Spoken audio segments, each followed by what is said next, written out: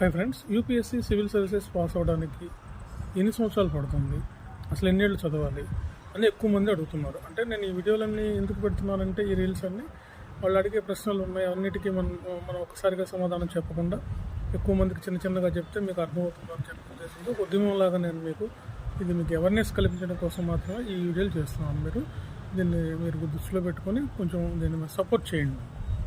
So ఒక 3 years వరకు మనకి సరిపోతుంది. అంటే ఫస్ట్ ఇయర్ సిలబస్ ఏముంది యూపీఎస్సీలో తెలుసుకోవడానికి 1 year పడుతుంది.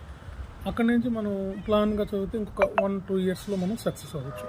అంటే అట్లీస్ట్ సివిల్ సర్వీసెస్కి వచ్చేటప్పుడు మీరు ముందుగానే సంసిద్ధమై రండి.